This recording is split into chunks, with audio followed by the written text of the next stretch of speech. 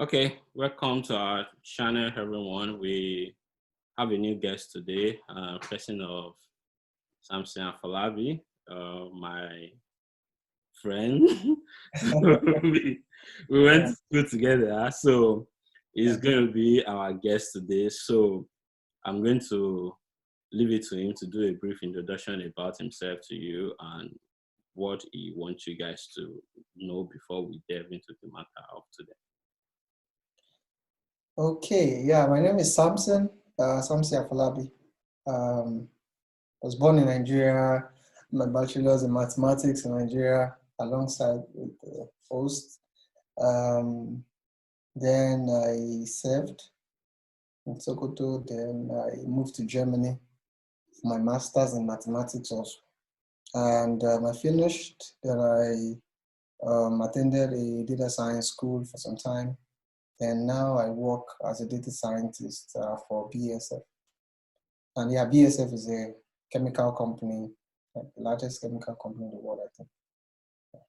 Yeah, I think they have branches also in the US also and Yeah, they several do. other places. Quite big. Okay. Okay, thank you very much for the introduction. So our guest today is Afolabi Samson, as we said, and he's a data scientist. So he moved from mathematics to data scientist. So he's going to be telling us how he went about this journey. But first, he's going to tell us his experience about getting admission to Germany as a mathematics student, and I know he has some information also for people that are not mathematics students also, how to go about admission process for Germany schools. So, as Paul Samson, I want to ask, how can you tell us about your experience in how you get to Germany and you get a full funding, if I'm sure about that?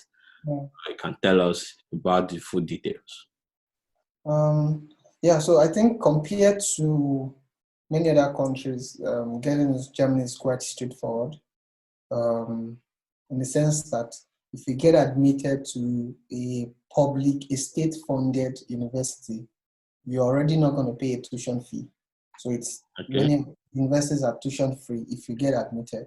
If at all you get admitted to state-funded universities. Of course, there are private universities here, but the state-funded ones are kind of more reputable and more well-established than the private ones. So compared to Nigeria, the state-funded universities are doing much more better here.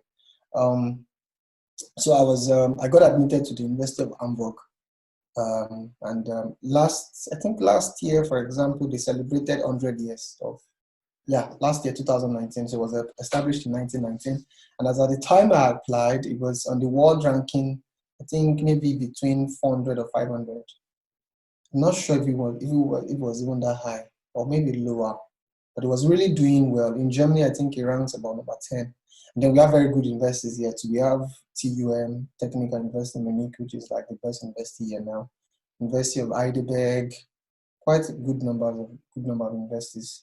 So one of the reasons why I applied to Germany was because I felt like the application was straightforward, and then it was tuition free. I didn't know it was tuition free, as at the time I started applying abroad. I started with Finland because Finland was also opening, was also having tuition free universities then. I think they've stopped, and I had a friend who was schooling there.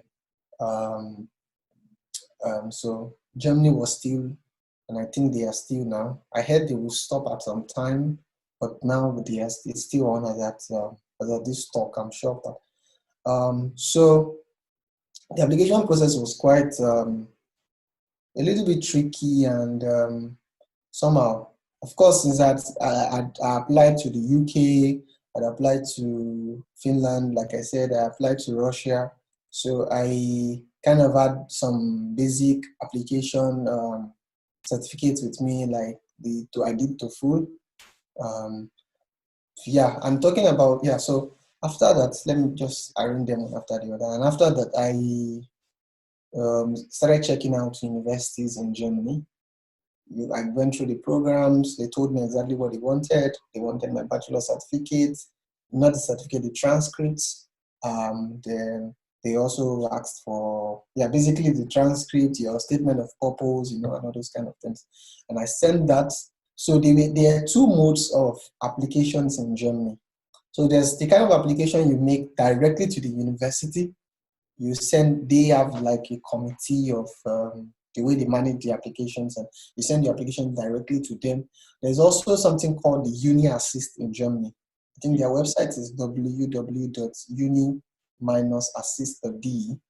What Uni Assist does is they are like a central portal for applications. So of course, it's not free, but you can send they are university, they partner with a lot of universities in Germany. You send your application to Uni Assist, your statement of purpose, your transcript. When you send your transcript from Nigeria, know that they also have to convert it to your CGPA has to also be converted to the CGPA of Germany because it's different. The grading system is different.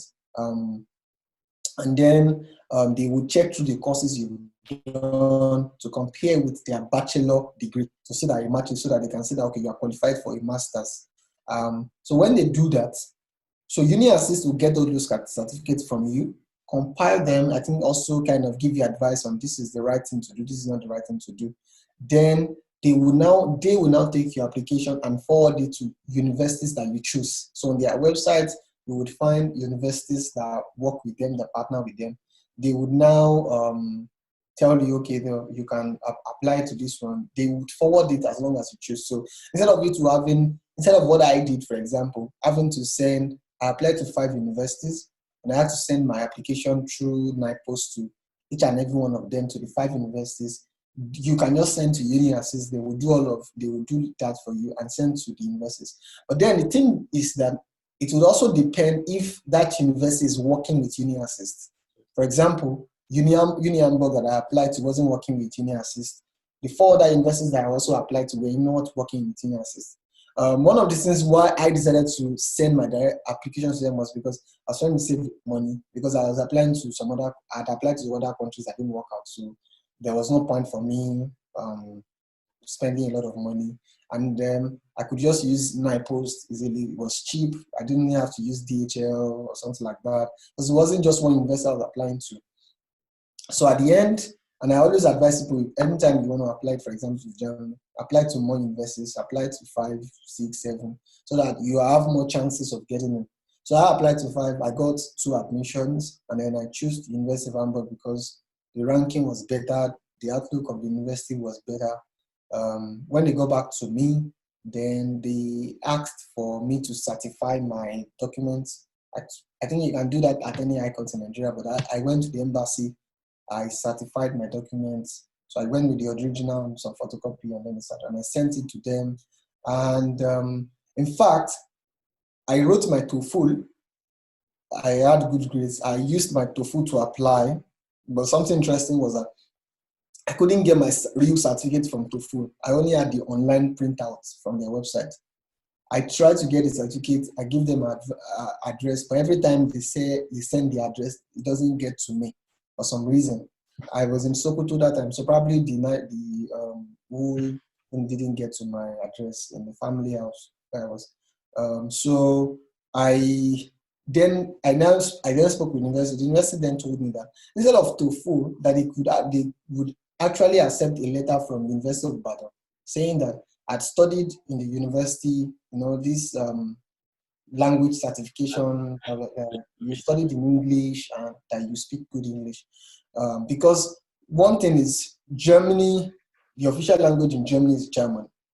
And so ideally, many of their bachelor programs are in German. Some of their master programs are also in German, but I think they are trying to kind of make the master's program international. So they're making some of the master's program in English, which is good for them because they can get more people to come in to study, and then they can get, for example, I finished now and I'm working, so it's kind of on the long run good for them. So they will be sure, they have to be sure that you can speak English. So you have to give that kind of certificate. So I went to university, I collected that certificate, and then when I was to register as a student, and then they asked for the original of my TOEFL, that was the certificate I gave them, and they accepted it. It's the same thing. So at the end of the day, I didn't get to use my TOEFL, but I always recommend that people write TOEFL because it gives you more flexibility. Some universities will not accept that, but I think Uni Hamburg did. So that was the whole story about getting the admission. Getting the admission. Of course, getting the visa was another phase, but getting the admission, basically that make sure you have a good grade in your certificates, in your T transcript, and write a good statement of purpose, and yeah, and pray. Okay. So there's another thing that comes to mind that I want to ask is concerning if you, universities in Germany are free tuition. Mm-hmm.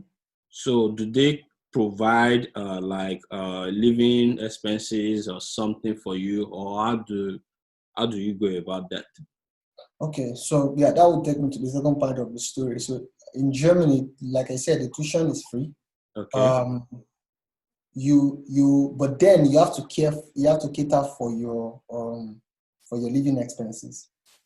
Okay. And so your living expenses includes your residence, where you stay, maybe in a hostel or so, your feeding, your transports, and all. Now, ideally, many of these things are kind of, it's just like everywhere, subsidized for students. So you can stay in a hostel, it's cheaper.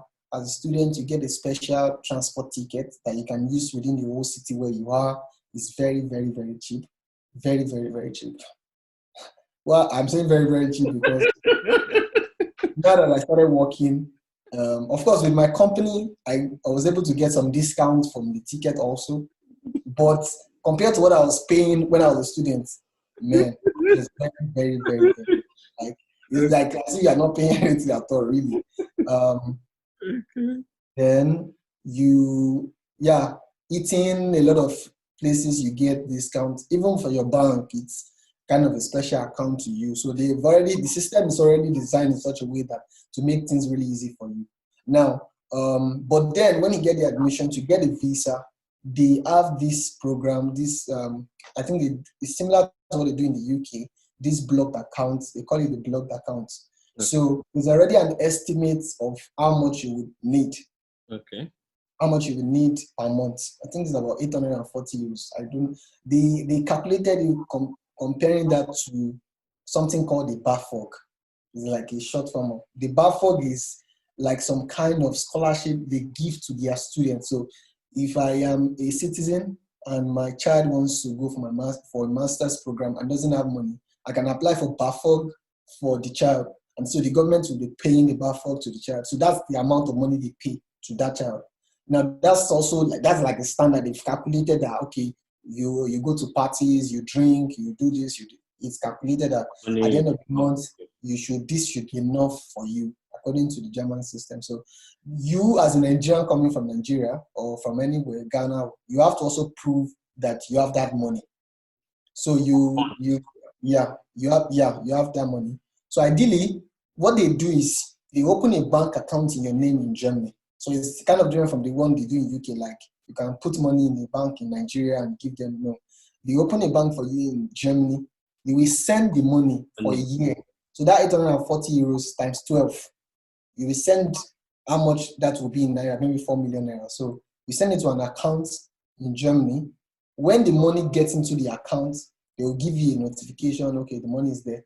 So when you get to Germany, they will be releasing that money for you, 840 euros every month. So you can only withdraw that month's money. You cannot withdraw over that month. That's why it's called the blocked account. Okay. So you would pay your house rent from there. So by the time it's 1 year is over, ideally, you should also put that same amount of money again for the second year of your master's. But there, of course, there are a lot of things you can get around with this. In some universities, like in my university, when I was finishing, I got a scholarship. Not a scholarship, it's a grant. It's called the degree completion grant. And basically, how you qualify for that is just that you are an international student and that you are already writing your thesis, and that your supervisor can vouch that you are a very good student. So if you can get a professor that can say, oh, this guy is good academically and I know him, He's writing his thesis with me, and I'm sure that he's going to graduate. So and I got that for yeah, and I got that for 1 year. Ideally, I think it was supposed to be for 6 months, but it can also extend to 1 year. So I got it for a year. So in my finishing stage, I had a scholarship. For survival, you can also get a job. There are student jobs, and quite depending on the city you are, they are quite easy to get. Not the If you can speak German very good, you can get a student assistant job in an office in a company where you just work maybe 10 hours per week and they pay you good money. If you cannot speak German, then it means you have to probably resort to, like many of us did, maybe carrying stuff up and down, maybe working in a warehouse or something like that. But if you can speak good German, then you would be able to get around that. So that's how you can kind of work around your finances. So there are also scholarships. I also know of some Christian organizations in Germany that give scholarships. Basic thing about Germany, I think, is information. So if you can get information, when you're here, you meet with people, meet with Nigerians, meet with your friends, you can always get information about where to get scholarship, which organizations to apply for, and stuff like that. So yeah, ideally you get a couple of maybe grants or scholarships here and there. And that's how you can work around your finances. And you can also work. People make a lot of money. On holidays, you can work full time. You have a work permit. You're allowed to work as a student for 120 full days. A full day is 8 hours work. And you can work, that's 240 half days. So you work for anything less than 6 hours, that's half day. And you can work for 240 days like that. So people generally, That's interesting. yeah. And if you work for a month for up to 450 euros, you don't get to pay any tax on 450 euros. That's like Go 450, you start to pay tax. above 450 start to pay tax. So yeah.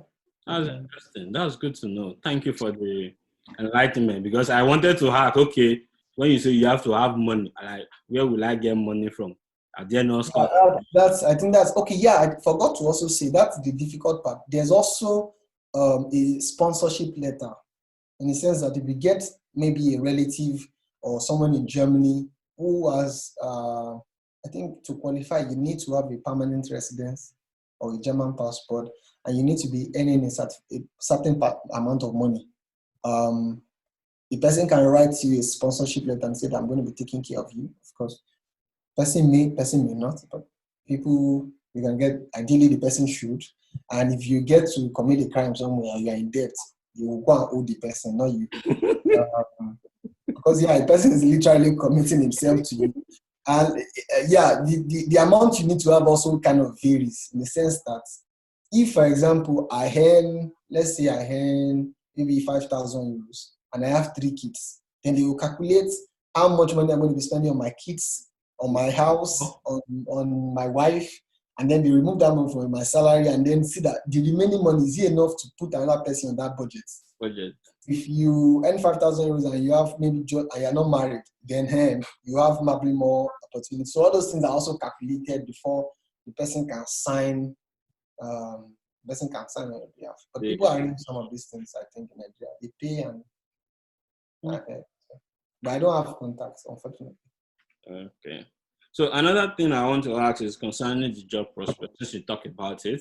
So I was like, okay, right now, I was thinking like, okay, this dude that graduated and was like, okay, for 3 months, went to school and was paying also again. That was where I was thinking in my head, how did he survive in these 3 months?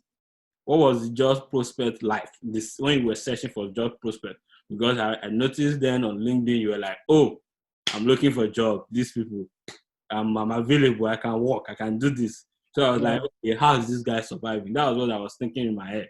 Okay, how is this guy coping? So what is the job prospect like and the struggle like? I really, it depends. So in my case, for example, I finished my master's. My thesis was something related to data, getting data. So Okay, before the technical issues, so we are back now. Okay, so we're talking about the job opportunity and how you went about your during those 3 months before you get your job that you're doing currently. Okay, so yeah, ideally, when you finish your master's in Germany, you you are given 18 months to try to get a job, to try to settle down. Okay. So in that 18 months, you can also get a job that ideally you should get a job that is kind of related to what you studied. And in that 18 months, you can also probably on the side, they give you a working permit that you can work full time every time. Just so you know, you are no longer a student now. You want to get a job. And truth be told, it's kind of a difficult moment for everyone because you know that if you finish, you get 18 months and you don't get a job, then you have to go back to Nigeria. And quite a lot of people don't want to do that. So painfully, Nigerians tend to drag that student's time because your program can be for 2 years but you can extend it. So people tend to do that. I encourage people not to, but people tend to do that. So there are people that were students together that are still students now, and they just want to keep that. Like, no, this doesn't work. So you get 18 months. Within that 18 months, what I did was I was learning data science online. I wanted to learn some industry practice and to get some one-to-one experience. So I went to a data science school. I was fortunate in the sense that I got a scholarship for the school also. So the school was supposed to be 10,000 euros, but I got a scholarship of 5,000 euros. So I only paid 5,000 euros. And of course, that had to do with saving money here and there, working, had to do some hustling here and there, then saved up the money, then went for the school. Then when I finished the school, of course, now I'm better off than someone who did online. It doesn't matter, but of course, I can say one or more two things. I've been here and there. And I think that in Germany, the IT, especially in Berlin, for example, the IT sector is kind of open in the sense that there are a lot of startups here, startups that need people that are knowledgeable about programming, software engineers, data scientists, program managers, because there are a lot of startups that are springing up everywhere in Berlin. Like, I think generally Berlin will be like in years to come, like the economic capital of Europe. So I would say that the market is open. But then, of course, it's not direct. Getting a job is also not just, doesn't just happen. The competition is tough because a lot of people want to get a job you are vying for. People from, in fact, people from other countries, India, Germany, France, in the EU, Africa, everybody is trying to get the same one job you want to get. So it's the competition is tough, but it's not impossible. So that I think that was my journey. Yeah, I also know a couple of friends who finished and are still looking for jobs, probably because of the kind of areas they are looking for. Maybe the job requires them to really master the German language. Probably, for example, you did your master's in hospitality management, for example, and you want to work in hotels, then you really need to be able to speak German. But in my case, it wasn't required because I'm into IT and I would be coding in English anyway. So it was okay, even though I'm working with a German company. Yeah, so it would really depend. But I would say that the economy is open. They give you 18 months to search for a job. I would say that's really enough. That's a lot. That's a lot compared to other countries. So they support you also all along the 18 months. Not in giving you money. It's always it's always a tough period. Really, it's 18 months that everybody's scared of. But it's not impossible. So what would your advice be for somebody looking for admission to Germany schools, not mathematics now, but general admission process? How do you advise these people to go about it? Ideally, if I want to give the advice, I would like to give the advice to someone who has not graduated. In the sense that if you have not graduated and you are still in university, make sure you get it. Make sure you get a good grade. Why I've said that is because make sure you get a good grade. Okay. Finish a good CGPA. Okay. But now it's not getting tougher. I think that Germany is now like one of the favorite destinations that Nigerians especially want to come to. So compared to when I was applying for my visa and all, it's not getting tougher. That's one. And then it seems like the government is getting to feel that, at least for me, that means that that's the way I feel, that Nigerians come here and don't want to graduate. So technically, and we've also had cases of people applying with fake certificates, those kind of things, and people have really messed up the road. So ideally, if you can get a first class or a 2-1 good, then you are sure that your way will be smooth. Because even at the embassy now, I learned that give people appointments, visa appointments, they look at their grades too. When I was applying, they didn't look at our grades to give us appointment. Once you had your admission, the whole thing about your grades and all is finished. And coming to the embassy, they didn't require anything like your grades or not your grades, But now they look at if you finish the first class or the 2-1, you're going to get a quicker appointment than if you finish the 2-2. One reason being that probably they need more people doing more research, and they feel like anybody that has a 2-1 or a first class is serious and would want to go into research, maybe a PhD or something like that. And then generally, we've also had issues with people not graduating, and so now there's a lot of traffic. People are really coming there, and so they would find the easiest way to put people on the sideline. So if I can give that advice to anybody that's not graduate with a good grade, because by the time they also convert your grade to a German grade, it's going to be different. The way the grade things they are also kind of complex. So that would get a good grade. Start to compile your results early. When I was applying, Nairaland was really a good place. There was like a family there. People who were trying to also get into Germany, and so when anybody has any problem, person will share probably out a solution, and you also see that. In fact, when I got here, I later met a guy who was also on that same thread. Right. So I was always reading because I also had issues with visa. My visa was denied at some point. The university had to interfere, had to send. They had to take up their legal team. The legal team of the university had to take the issue up, and that to help me clarify all of that before I also got in there. And really, by the time you get in, the learning system is good. For example, like I said, I had some visa issues. When I got in, the first day I got in, I walked to the student office, and I knocked, and I met a lady there, and I introduced myself. I'm so and so. I'm Samson Afolabi from Nigeria. The woman screamed and was like, "Wow, you're finally here!" That kind of thing. You've been really, really, really hoping that you get your. She knew that I was one that had the visa issue, and I was 6 weeks late. And they were telling me, "Don't worry, everything is going to be fine. You don't have to take all the courses now. Don't just take it easy. We're going to speak to the professors for you, and the support you really want to read. The kind of support you get." And compared to the way they treat us, I don't read really.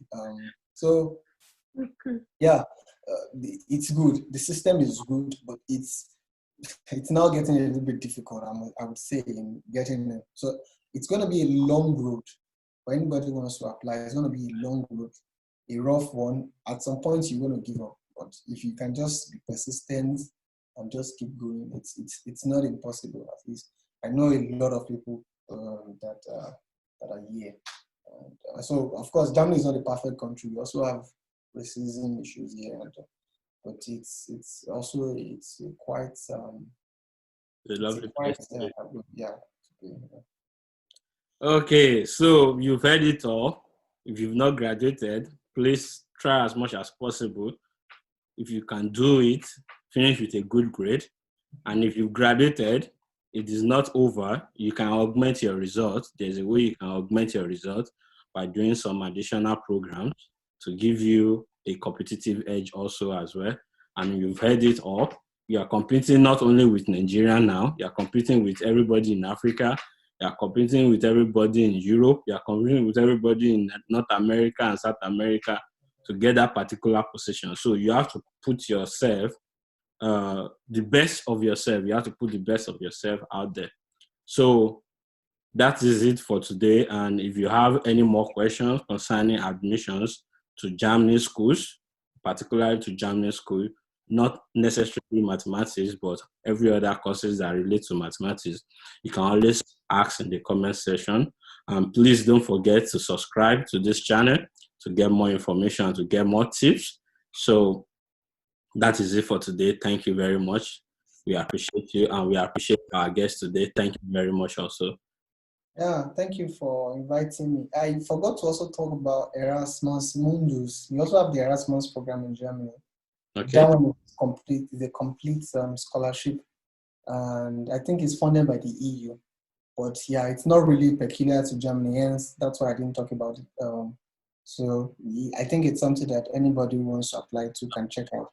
Erasmus also is here. A lot of and they sponsor a lot of programs, and also for PhD too. Yeah. Is And that PhD, is that still functioning? yeah, it is.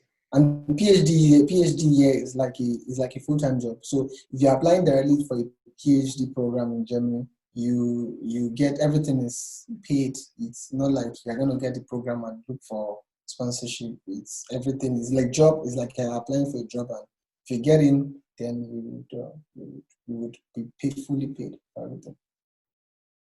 Thank you so much. We really You're welcome. You're welcome, sir.